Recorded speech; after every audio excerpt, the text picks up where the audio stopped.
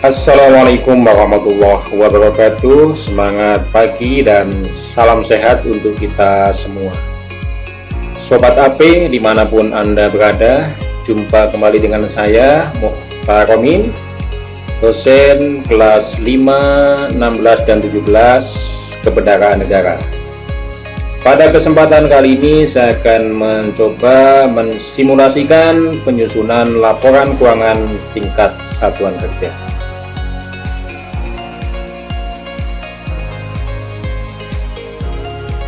Proses penyusunan laporan keuangan satuan kerja dimulai dengan identifikasi dokumen sumber. Kemudian di jurnal dalam jurnal akrual atau jurnal kas sesuai dengan analisis transaksinya. Selanjutnya dipindahkan ke buku besar akrual dan buku besar kas sesuai dengan transaksinya, dan dilakukan penyesuaian untuk jurnal akrual. Setelah itu kita mendapatkan neraca percobaan atau neraca saldo, dan kita bisa menyusun laporan keuangan sesuai dengan yang kita inginkan. Titik kritis dalam penyusunan laporan keuangan di tingkat satuan kerja adalah pada saat kita mengidentifikasi dokumen sumber. Demikian juga ketika kita mengerjakan soal simulasi atau soal ujian. Titik kritisnya adalah ketika kita mengidentifikasi dokumen sumber. Ketika disebutkan di soal diterbitkan SPPUP garis miring SPMUP dan diterbitkan SP2DUP pada hari yang sama. Apakah kita hanya mencatat SP2D-nya? Atau kita catat mulai dari SPP-nya? Ini permasalahan yang sering menjadi pertanyaan. Kemudian jawabnya apa? Jawabannya kita kembalikan kepada jurnal standarnya. Di dalam basis akrual, pencatatan dilakukan secara bertahap, tahap demi tahap. Mulai dari SPP dicatat, kemudian nanti ketika SP2D dicatat, terkait dengan UP tadi. Kemudian di contoh soal yang lain, misalkan diterbitkan SPP GUP, pembelian persediaan, tanpa melalui proses kontrak atau proses penerimaan persediaan, penerimaan barang persediaan. Terus bagaimana jurnalnya? Kalau melalui proses atau tahapan dari kontrak, mungkin jelas ya di situ. Pertama di jurnal komitmen, belanja barang pada dicadangkan untuk belanja barang. Kemudian pada saat diterima persediaannya, persediaan yang belum diregister pada utang yang belum diterima tagihannya. Kemudian ketika SPP dibalik jurnal komitmennya, dicadangkan untuk belanja barang pada belanja barang. Kemudian dicatat jurnal pengakuan utangnya, utang yang belum diterima tagihannya pada belanja barang yang masih harus dibayar. Itu kalau tahapannya jelas dari awal. Ketika di soal muncul langsung SPP GUP, apa yang kita lakukan? Yang kita lakukan adalah mengidentifikasi akun yang masih ada di tahapan itu. Yang masih ada di tahapan SPP GUP adalah akun persediaan yang belum diregister, kemudian belanja yang masih harus dibayar, belanja barang yang masih harus dibayar. Itulah jurnalnya. Jadi, utang yang belum diterima tagihannya yang harusnya kita catat ketika BAST, karena di soal tidak ada transaksi BAST, maka itu kita lewatkan, kita abaikan. Kita langsung catat kondisi pada saat SPP GUP itu. Ada persediaan yang belum register, kemudian ada belanja barang yang masih harus dibayar. Sehingga jurnal yang harus dibuat pada saat SPP GUP untuk pembelian persediaan tanpa ada transaksi sebelumnya, tanpa ada kontrak, tanpa ada BAST, persediaan yang belum diregister pada belanja barang yang masih harus dibayar. Itu titik kritisnya dalam hal kita mengerjakan soal simulasi. Kita mengidentifikasi dokumen sumber, kemudian menganalisis transaksinya. Kalau untuk jurnalnya itu juga kritis, tetapi sepanjang kita sudah paham akun-akunnya, itu tinggal masalah teknis saja. Apalagi postingnya, itu tinggal masalah klasifikasi aja, masalah mengklasifikasikan jurnal-jurnal ke dalam kelompok akun. Itu mungkin kompetensi yang lebih diperlukan adalah ketelitian. Ketelitian dalam kita memindahkan dari jurnal ke dalam buku besar, akun di jurnal ke akun yang sama di dalam buku besar. Kemudian di worksheet juga sama. Apabila kita menggunakan worksheet nanti, kita pindahkan ke neraca saldo, kemudian kita buat penyesuaiannya, kemudian kita menghasilkan, kemudian kita hasilkan neraca saldo setelah penyesuaian, kemudian kita pindahkan ke kolom neraca untuk akun-akun neracanya, kemudian kita pindahkan ke kolom LO untuk akun-akun LO-nya. Di situ yang lebih banyak dibutuhkan adalah ketelitian. Jangan sampai debit kita tuliskan di kolom kredit, kredit kita salah posting ke debit. Itu nanti akan menimbulkan kesalahan di dalam penyusunan laporannya. Oke ya, jadi ini titik kritis dalam kita mengerjakan soal simulasi, termasuk soal ujian nanti. Perhatikan baik-baik soalnya, dokumen sumbernya, apa yang harus kita catat sesuai dengan yang ada di soal. Jadi tidak usah membuat asumsi sendiri, kita kerjakan aja apa yang ada di soal. Oke, untuk membiasakan kita mengerjakan soal yang bervariasi, mungkin pada kesempatan ini saya akan mencoba untuk menampilkan sebuah simulasi penyusunan laporan keuangan Satker sederhana sebagai pengayaan dari transaksi-transaksi yang sudah kita pelajari selama ini. Baik, mari kita ikuti pembahasannya. Baik, di depan kita sudah ada contoh soal simulasi penyusunan laporan keuangan tingkat satuan kerja.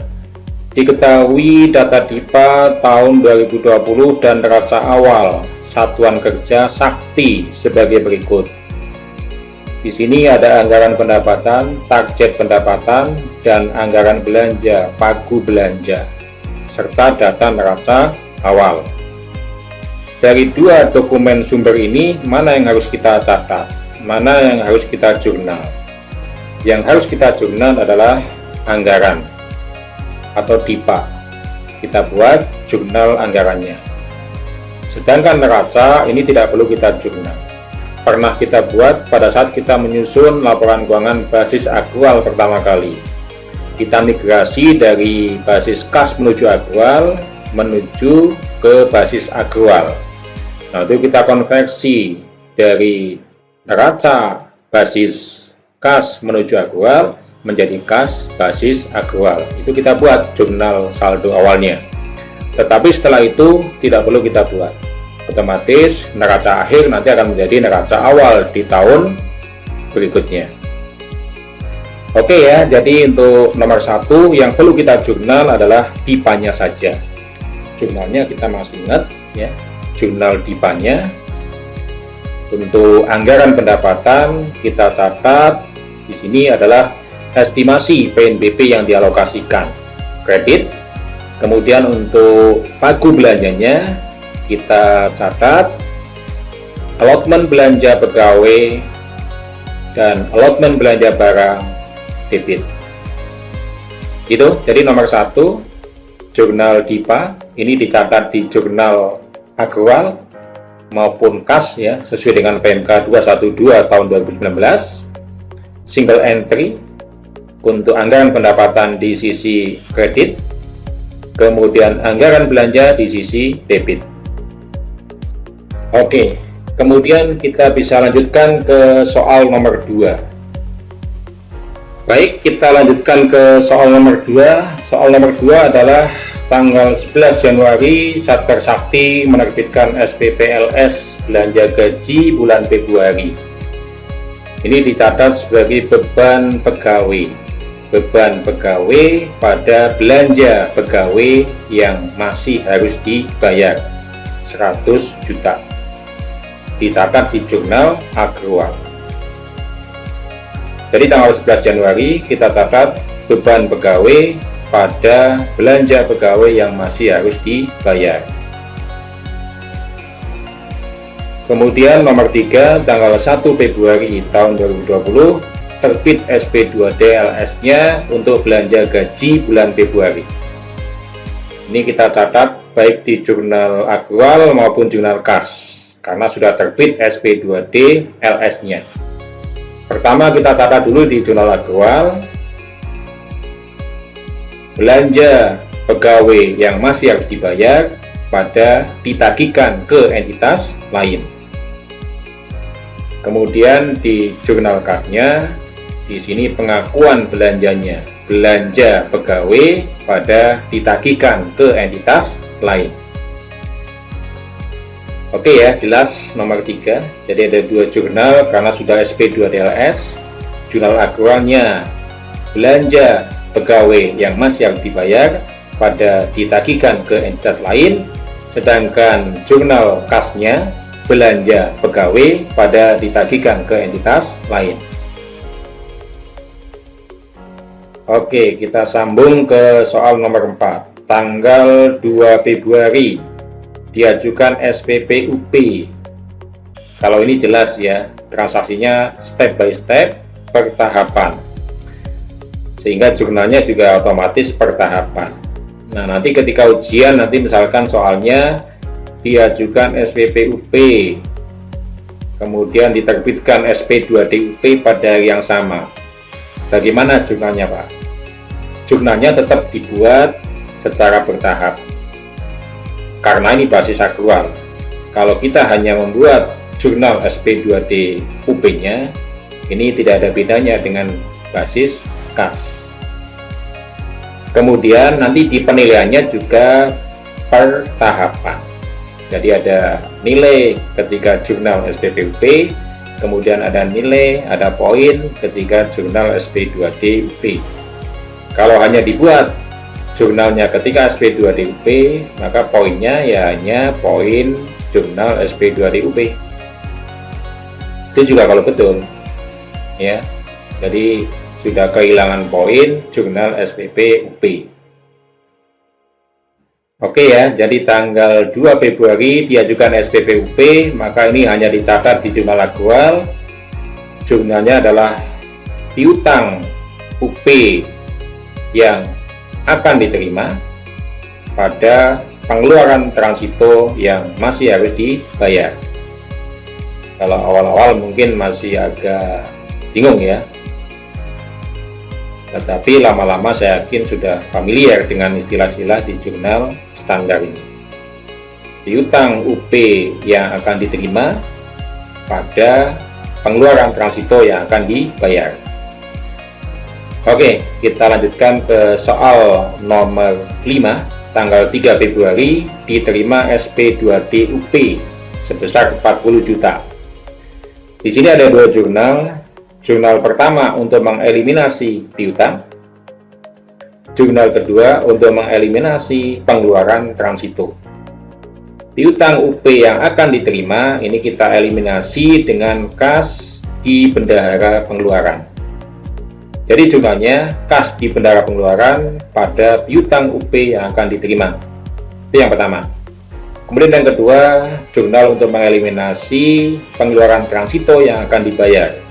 Ini kita eliminasi dengan uang muka dari KPPN. Jurnalnya pengeluaran transito yang akan dibayar debit pada uang muka dari KPPN kredit. Oke ya, cukup jelas untuk jurnal SP2D UP. Jadi ada 2 jurnal mengeliminasi sisi debit dan sisi kreditnya SPP UP, sehingga jurnal akhirnya adalah kas di bendahara pengeluaran pada uang muka dari KPPN.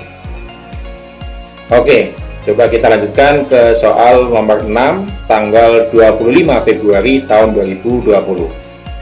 Diajukan SPP GUP pembelian ATK untuk persediaan sebesar 25 juta.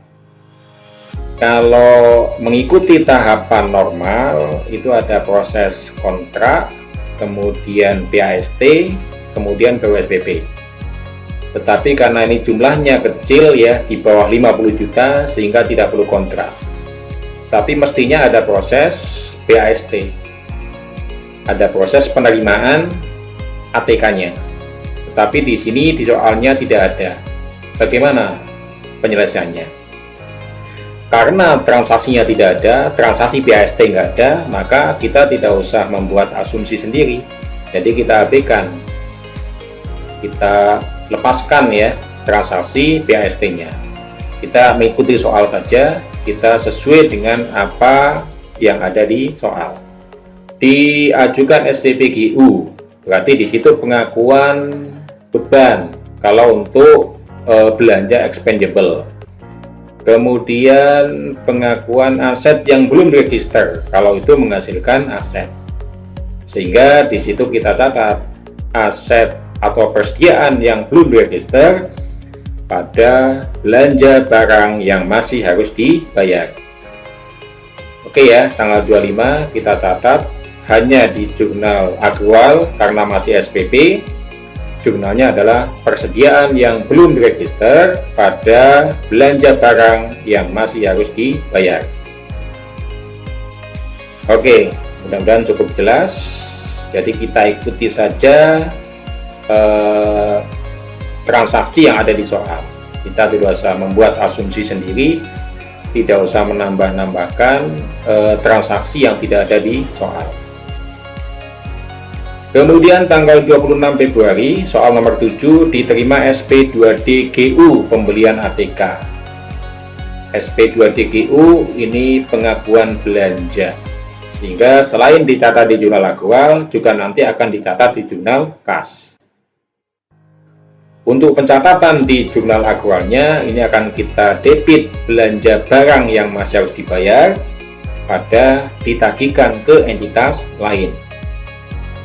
Sedangkan di jurnal kasnya ini pengakuan belanja melalui bendahara pengeluaran, yaitu pada saat pertanggungjawaban disahkan oleh KPPN, ditandai dengan terbitnya SP2D GUP. Jurnalnya belanja barang pada ditagihkan ke entitas lain. Oke ya, sudah cukup jelas. Nomor 7 tanggal 26. Jurnal akrualnya adalah belanja barang yang masih harus dibayar pada ditagihkan ke entitas lain. Kemudian jurnal kasnya belanja barang pada ditagihkan ke entitas lain. Baik, kita lanjutkan ke soal nomor 8 tanggal 5 Maret tahun 2020. Diterima register atau ADK persediaan ATK dari SIMAK BMN atau dari modul persediaan kalau menggunakan sakti. Nah, ini pencatatan aset definitif, berarti persediaan definitif. Jurnalnya adalah persediaan debit pada persediaan yang belum diregister kredit. Persediaan debit pada persediaan yang belum diregister kredit. Persediaan yang belum diregister kredit ini nanti akan mengeliminasi persediaan yang belum diregister debit pada saat SPP GUP tadi di awal. Oke ya, nomor 8 tanggal 5 Maret saya kira sudah jelas. Kita coba lanjutkan ke transaksi selanjutnya.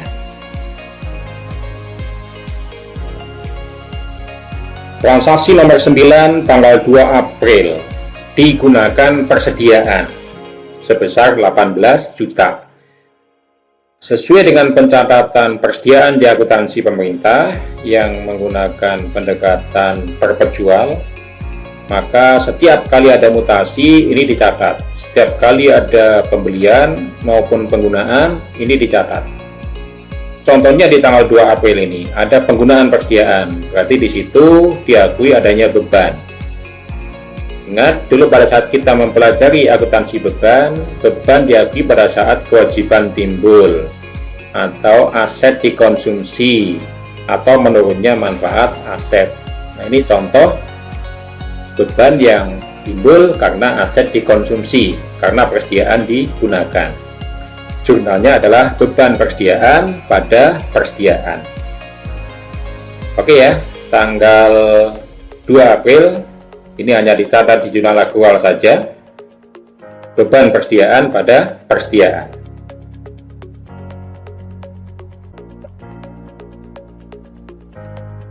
Baik, kita lanjutkan ke transaksi nomor 10 tanggal 28, ditandatangani kontrak. Ini termasuk jurnal komitmen ya, jurnal anggaran. Jurnalnya adalah belanja pada dicadangkan untuk belanja. Ini hanya dicatat di jurnal akrual saja. Belanja barang pada dicadangkan untuk belanja barang 84 juta. Kemudian tanggal 29 September diajukan SPP belanja sewa gedung kantor. Pada saat SPP maka jurnal komitmen kita balik. Dicadangkan untuk belanja barang pada belanja barang. Yang kedua, kita catat jurnal pengakuan bebannya. Beban sewa pada belanja barang yang masih harus dibayar 84 juta. Karena masih SPP, maka hanya dicatat di jurnal akrual saja. Oke ya, jadi ada dua jurnal di sini. Pertama, jurnal balik atas komitmen. Yang kedua, jurnal pengakuan beban. Jurnal balik atas komitmen dicadangkan untuk belanja barang pada belanja barang. Jurnal pengakuan bebannya, beban sewa pada belanja barang yang masih harus dibayar. Oke, kita lanjutkan ke transaksi tanggal 30 September, dibayar belanja sewa gedung dengan SP2DLS. Karena SP2DLS, maka ini akan dicatat baik di jurnal akrual maupun di jurnal kas. Di jurnal akrualnya akan dicatat belanja barang yang masih harus dibayar pada ditagihkan ke entitas lain. Sedangkan di jurnal kasnya, di situ ada pengakuan belanja barang pada ditagihkan ke entitas lain. Oke ya, saya kira sudah cukup jelas tanggal 30 September ini. Ada dua jurnal, satu jurnal akrual dan satu lagi jurnal kas. Jurnal akrualnya tadi belanja barang yang masih harus dibayar pada ditagihkan ke entitas lain, sedangkan jurnal kasnya belanja barang pada ditagihkan ke entitas lain. Oke, kita lanjutkan ke transaksi nomor 13 tanggal 17, diajukan SPP GU Nihil belanja perbaikan mobil dinas. Pemeliharaan mobil dinas ini termasuk beban pemeliharaan. Sehingga pada tanggal 17 Desember pada saat SPP GU Nihil pengakuan beban, kita catat beban pemeliharaan pada belanja barang yang masih harus dibayar sebesar 30 juta. Hanya dicatat di jurnal akrual saja karena masih SPP. Kemudian kita lanjutkan transaksi berikutnya. Pada tanggal 18 Desember diterima SP2D GU Nihil. SP2D GU Nihil ada dua jurnal. Pertama, jurnal pengakuan pembayarannya. Yang kedua, jurnal pengembalian UP-nya. Pertama, jurnal pengakuan pembayarannya adalah belanja barang yang masih harus dibayar debit pada ditagihkan ke entitas lain kredit. Yang kedua, jurnal pengembalian UP-nya. Uang muka dari KPPN di debit pada kas di bendahara pengeluaran di kredit. Itu untuk jurnal akrualnya. Jadi ada dua jurnal di jurnal akrual. Pertama, jurnal pengakuan pembayarannya belanja barang yang masih harus dibayar pada ditagihkan ke entitas lain, dan pengembalian UP uang muka dari KPPN pada kas di bendahara pengeluaran, serta 1 jurnal kas, yaitu pengakuan belanja. Sesuai dengan akuntansi belanja, pengakuan belanja melalui bendahara pengeluaran adalah pada saat diterbitkan SP2D oleh KPPN. Maka jurnalnya belanja barang pada ditagihkan ke entitas lain. Oke ya, tanggal 18 cukup jelas, ada 2 jurnal di jurnal akrual, 1 jurnal di jurnal kas. Baik, kita lanjutkan ke transaksi berikutnya. Tanggal 20 Desember diterima oleh bendahara penerimaan pembayaran cicilan pelunasan piutang TPTGR sebesar 6 juta. Kita catat kas di bendahara penerimaan pada piutang. Kas di bendahara penerimaan pada piutang TPTGR.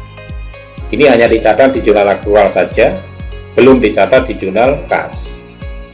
Pencatatan di jurnal kasnya adalah nanti pada saat sudah disetorkan ke kas negara, yaitu di transaksi berikutnya di tanggal 21 Desember.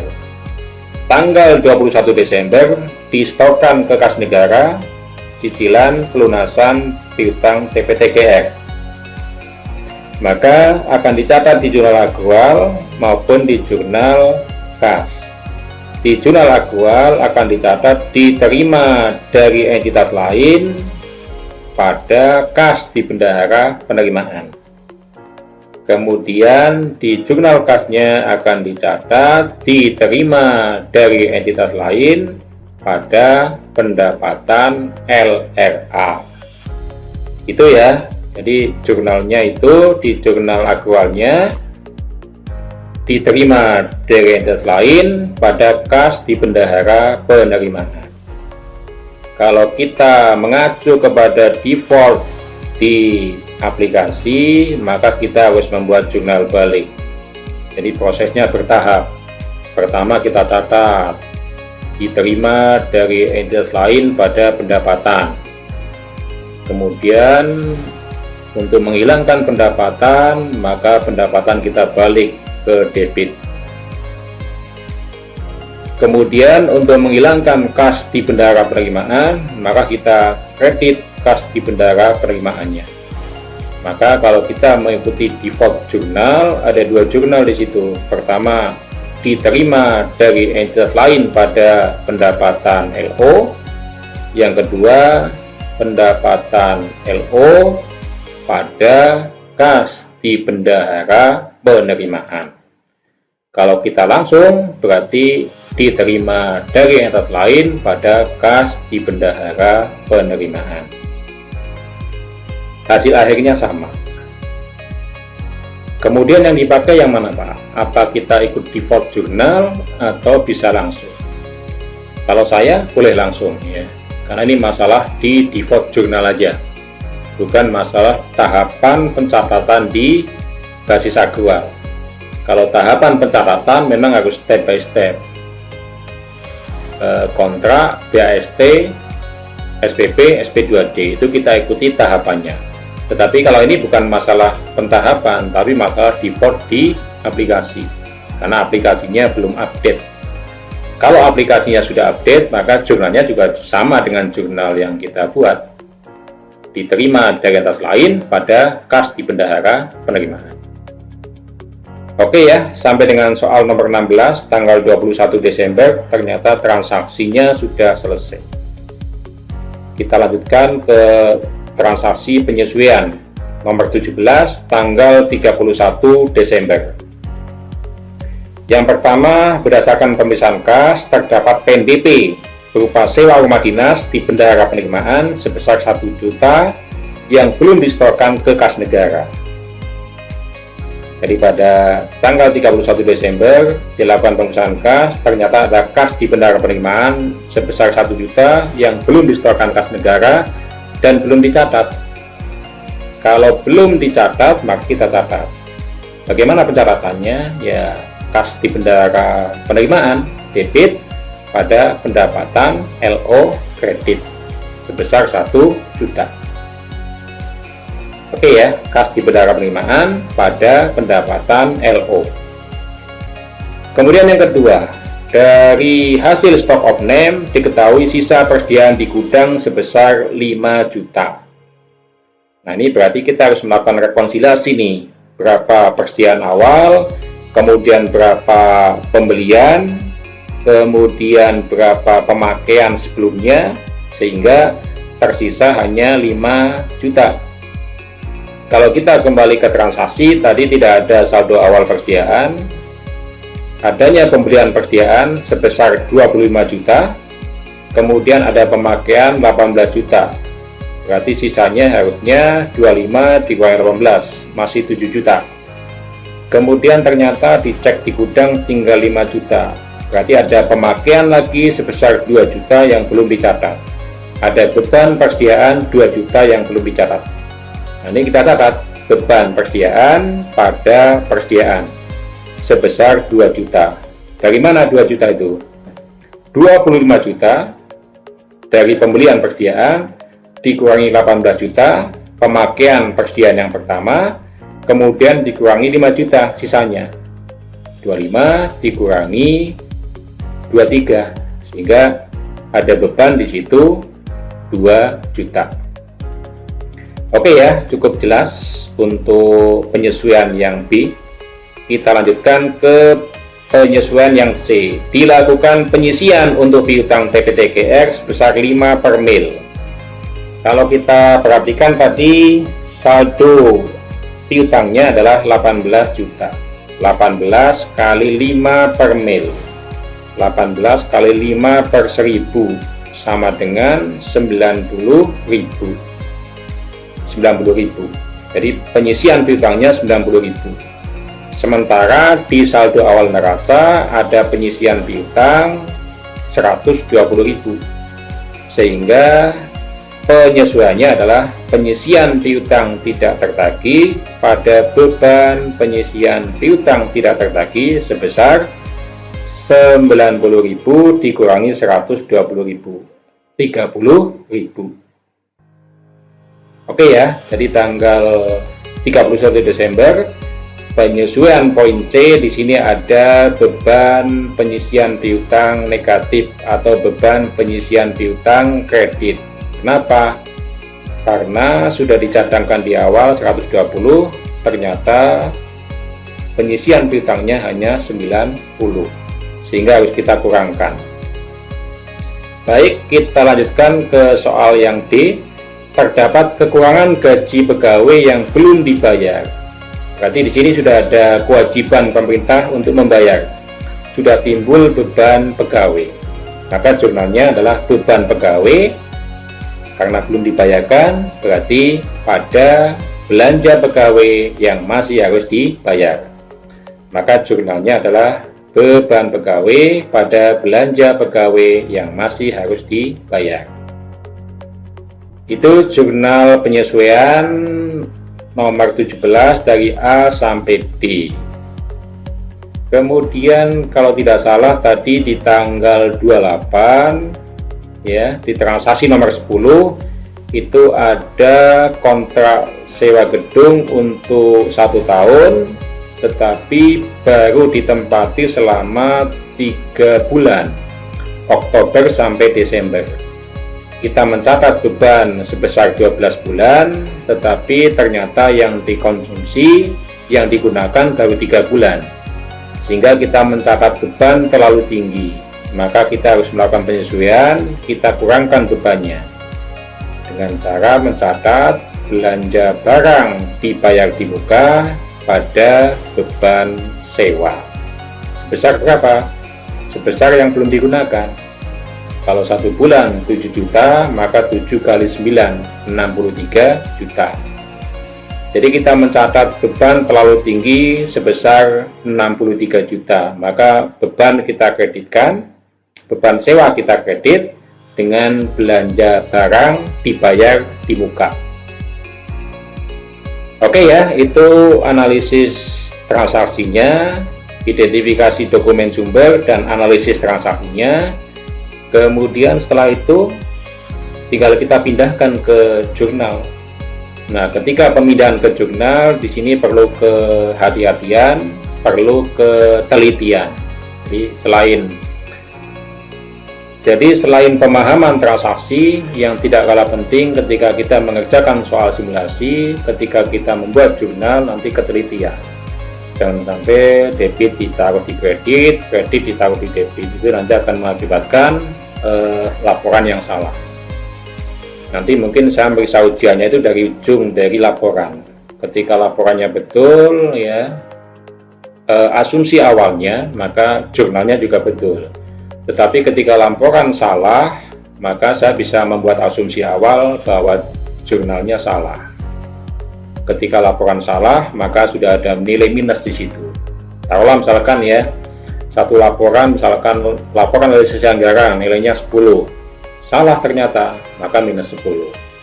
Kemudian laporan operasionalnya juga salah, minus 20. Ya, 10 LRA, 10 LO, sudah minus 20.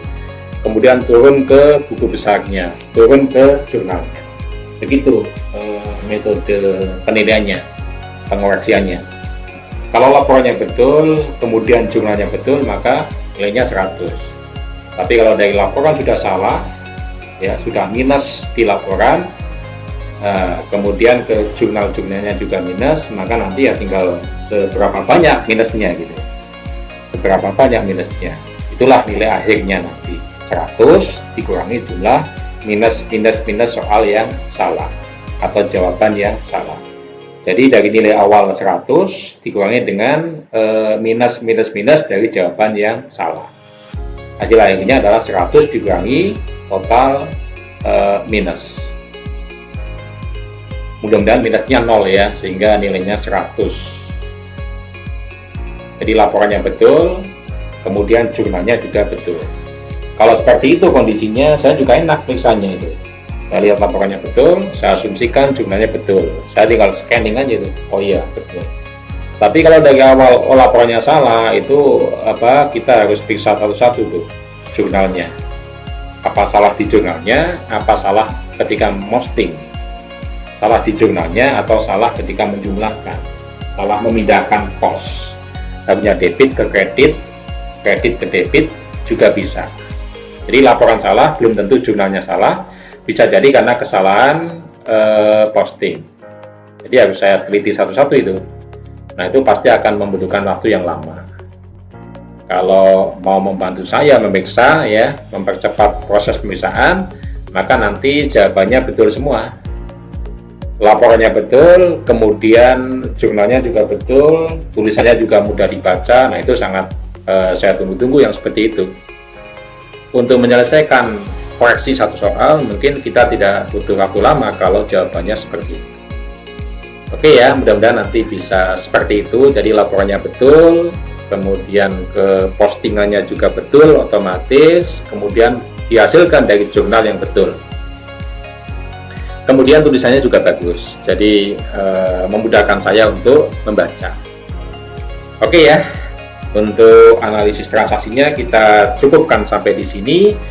Kemudian ya tinggal masalah teknis tadi, tinggal memindahkan ke dalam form jurnal. Kemudian nanti setelah itu diposting ke buku besar. Oke, jadi mungkin seperti itu saja untuk identifikasi dokumen sumber dan analisis transaksi. Selanjutnya kita bisa meneruskan ke pengisian di form jurnalnya. Kemudian nanti setelah itu kita pindahkan atau kita posting ke buku besarnya dan kita pindahkan ke neraca lajur. Jadi coba kita lihat neraca lajur seperti apa. Ini sebagai antisipasi nanti kalau soal ujiannya banyak. Kalau soal ujiannya sedikit seperti ini ya, hanya 17-20 soal, nggak perlu mungkin neraca lajur. Tapi kalau soal ujiannya sampai 30-50 transaksi, maka harus itu pakai neraca lajur.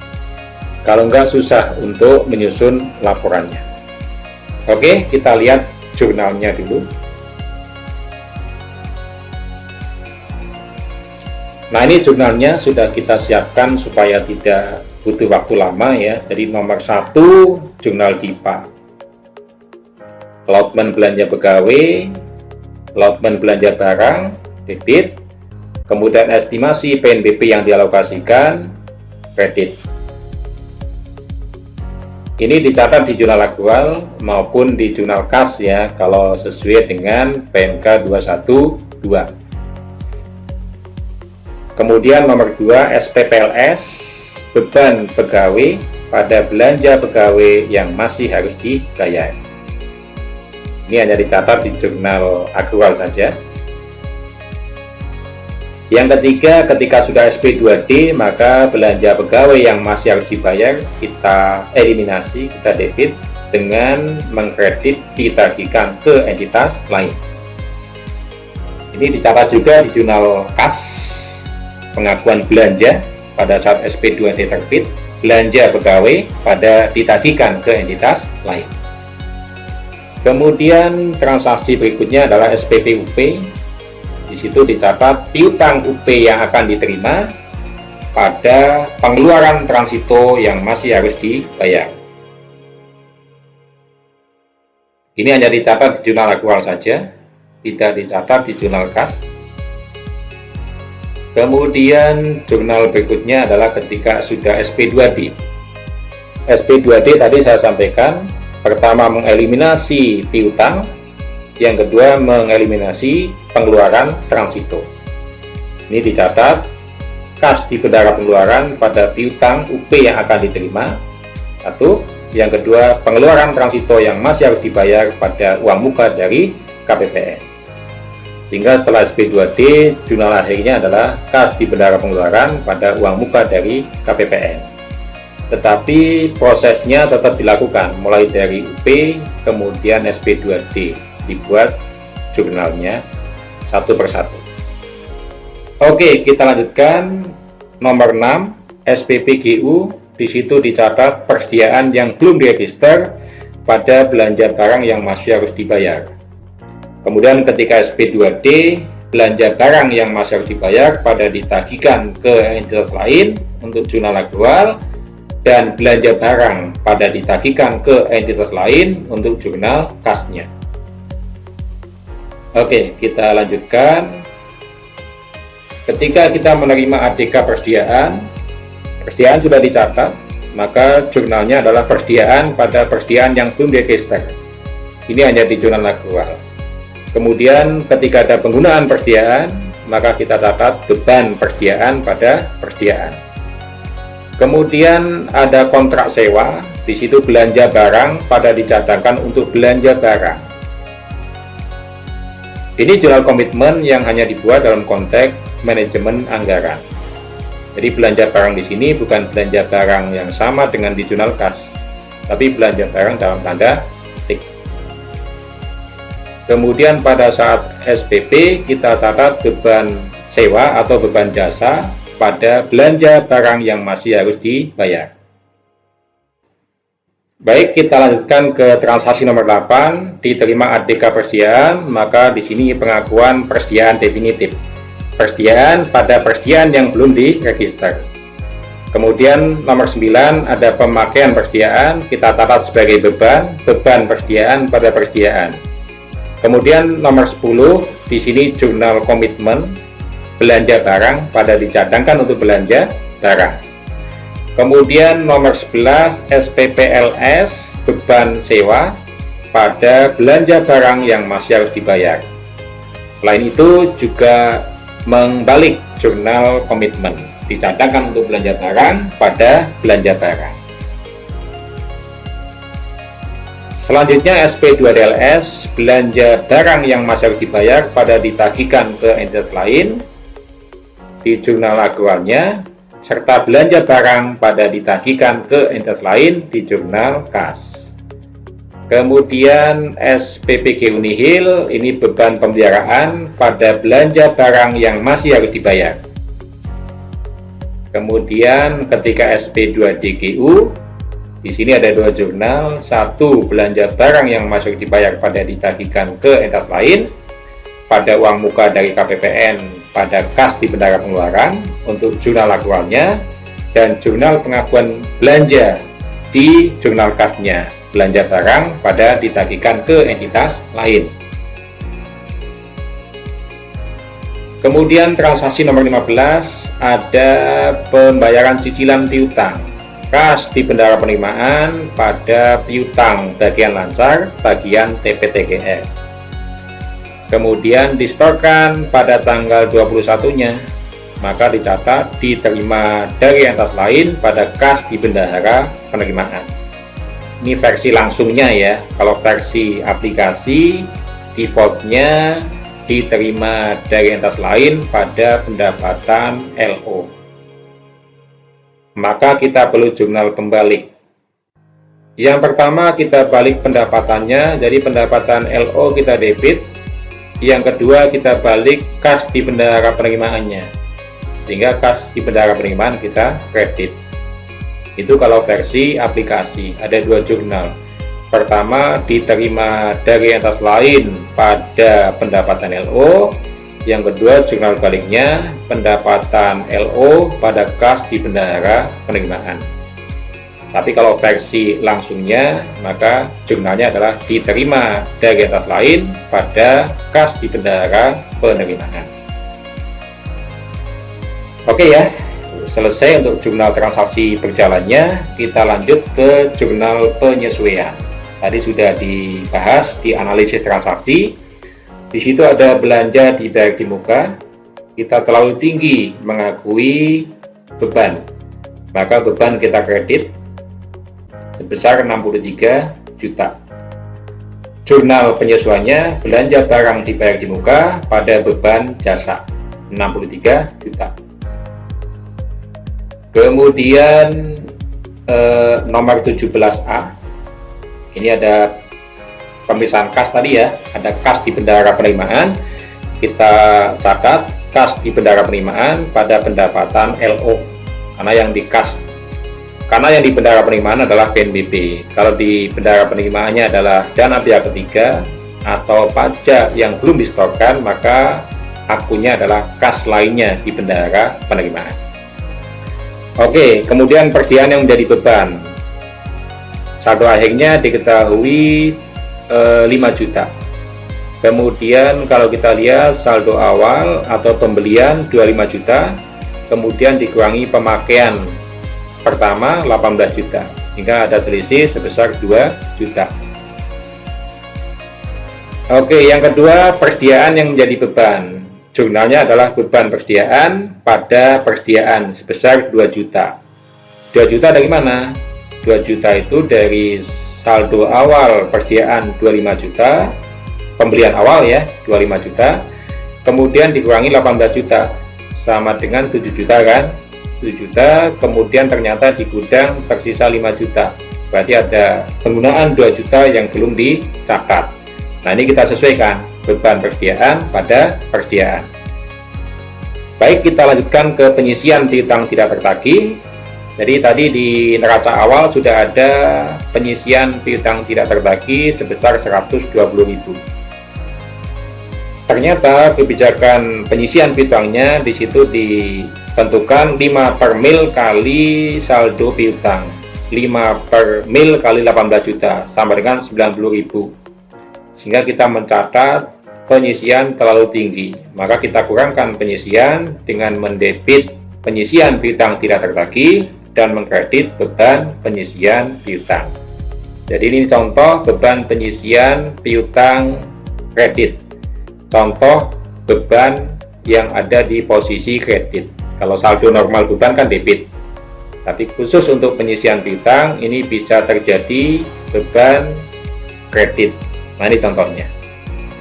Kemudian penyesuaian yang terakhir adalah belanja pegawai yang masih harus dibayar. Ini kita jurnal dengan beban pegawai pada belanja pegawai yang masih harus dibayar 1 juta. Oke ya, itu untuk jurnalnya. Kemudian kita lanjutkan ke buku besarnya. Kita posting ke buku besarnya. Baik, ini ilustrasi buku besarnya. Di sini misalkan beban pegawai saldonya 101 juta. 100 juta dari transaksi tanggal 11 dan 1 juta dari transaksi penyesuaian tanggal 31 Desember. Kemudian belanja pegawai yang masih harus dibayar, ini 1 juta dari penyesuaian tanggal 31 Desember.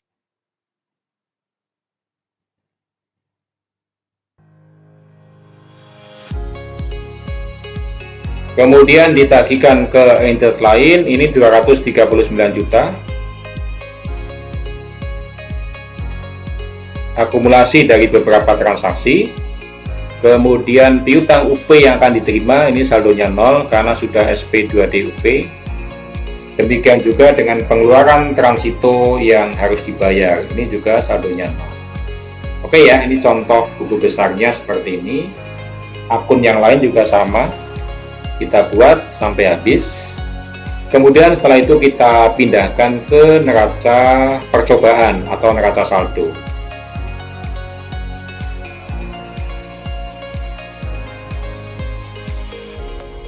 Baik, ini adalah neraca saldo, jadi kumpulan dari saldo-saldo di buku besar sebelum penyesuaian. Sehingga di sini kas di bendahara penerimanya masih 0. Padahal tadi kan 31 Desember ada penyesuaian ya, sebesar 1 juta. Kemudian persediaan juga tinggal 5 juta kan tadi. Jadi posisi neraca saldo adalah saldo buku besar sebelum penyesuaian. Kemudian neraca saldo ini kita pindahkan ke neraca lajur kalau memang diperlukan ya, kalau memang transaksinya banyak. Kita pindahkan ke neraca lajur seperti ini.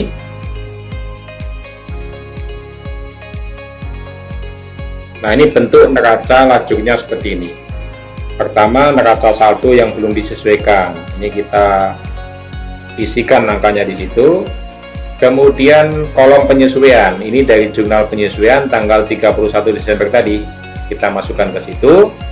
Kemudian hasilnya neraca saldo sebelum disesuaikan ditambah atau dikurangi dengan penyesuaian. Ini jadi neraca saldo setelah disesuaikan.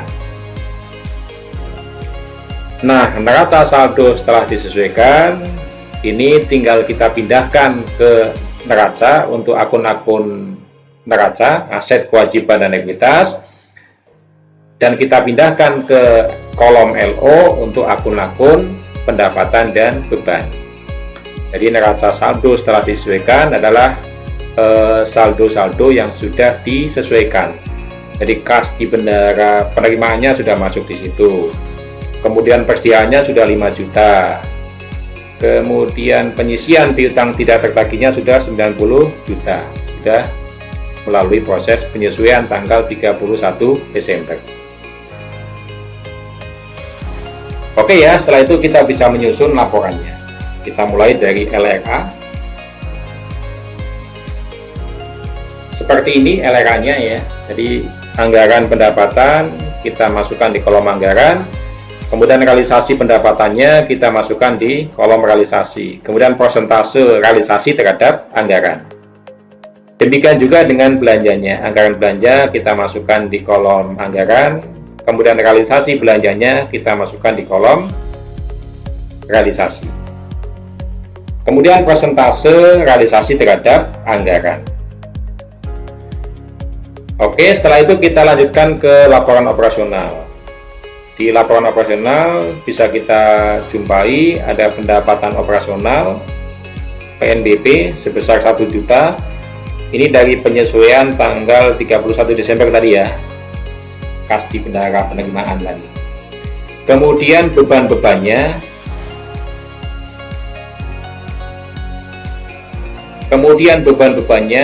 ini meliputi beban pegawai, beban persediaan, beban barang dan jasa, beban pemeliharaan, dan beban penyisian piutang tidak tertagih. Ini mengikuti nomenklatur beban di laporan. Jadi akun beban di laporan. Beban pegawai ini akun 2 digit, beban persediaan akun 3 digit, beban barang dan jasa ini akun 2 digit, kemudian beban pemeliharaan akun 3 digit misalkan. Kita ikuti sesuai dengan nomenklatur akun di format laporan operasionalnya. Dari pendapatan 1 juta kemudian bebannya 171.970, maka terjadi defisit 170.970.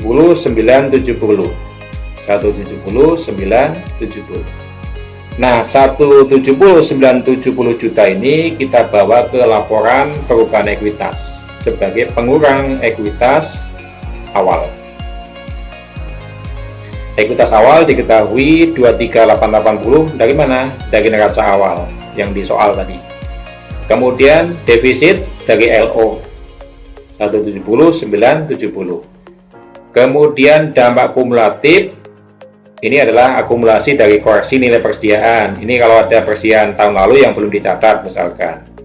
Kemudian selisih revaluasi aset tetap. Ini kalau ada program pemerintah untuk melakukan revaluasi aset tetap. Kemudian koreksi nilai aset non revaluasi. Ini apabila ada aset yang dibeli tahun lalu tetapi belum dicatat, maka masuk ke sini ya. Koreksi nilai aset tetap non revaluasi. Semuanya kosong.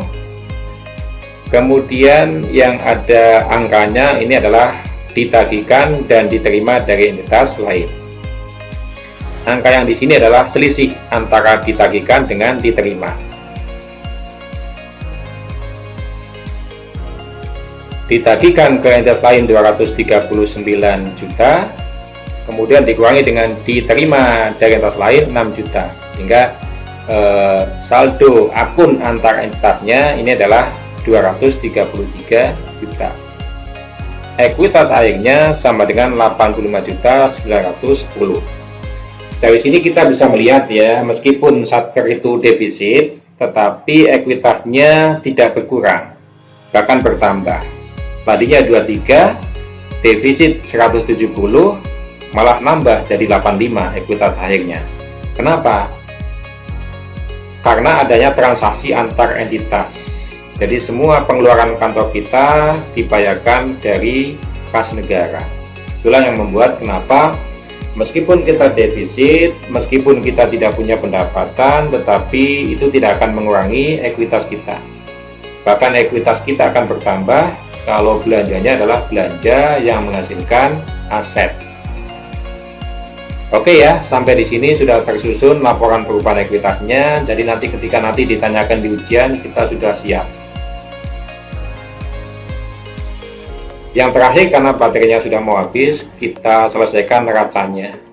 Jadi di sini ada kas di bendahara pengeluaran paling atas, kemudian kas di bendahara penerimaan, dan seterusnya. Ini mengikuti akun level di pelaporan. Jadi belanja dibayar di muka. Tadi kan ada belanja barang dibayar di muka ya, di jurnal. Ketika masuk ke laporan, ini menjadi belanja dibayar di muka. Total asetnya 96.910. Kemudian masih ada uang muka dari KPPN 10 juta. Kemudian belanja yang masih harus dibayar. Ini juga sama. Tadi ketika di jurnal, levelnya adalah belanja pegawai yang masih harus dibayar. Ketika masuk ke level laporan, ketika masuk laporan, maka menjadi belanja yang masih harus dibayar. Kewajibannya 11 juta, kemudian ekuitasnya berarti 85.910. Sehingga kewajiban ditambah ekuitas, 11 juta ditambah 85.910, sama dengan 96.910, ini sama dengan jumlah aset. Oke, saya cukupkan sampai di sini untuk simulasi penyusunan laporan keuangannya. Mudah-mudahan cukup jelas dan membantu pemahaman kita bagaimana proses penyusunan laporan keuangan dari mulai jurnal, posting, masuk ke worksheet sampai jadi laporan. Mudah-mudahan ini bisa membantu meningkatkan pemahaman Sobat AP semua, sehingga memudahkan nanti ketika ujian.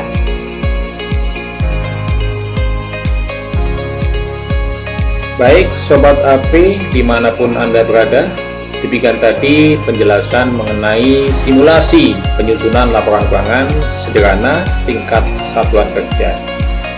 Mudah-mudahan yang saya sampaikan tadi bisa bermanfaat, memudahkan Sobat AP semua nanti ketika mengerjakan soal ujian bagaimana mengidentifikasi transaksi sampai mencatat dalam jurnal dan memindahkan ke dalam buku besar sampai penyusunan laporan keuangannya. Saya ucapkan selamat belajar, selamat menempuh ujian tengah semester, semoga sukses dan sampai ketemu lagi di pertemuan pasca UTS. Terima kasih. Assalamualaikum warahmatullahi wabarakatuh.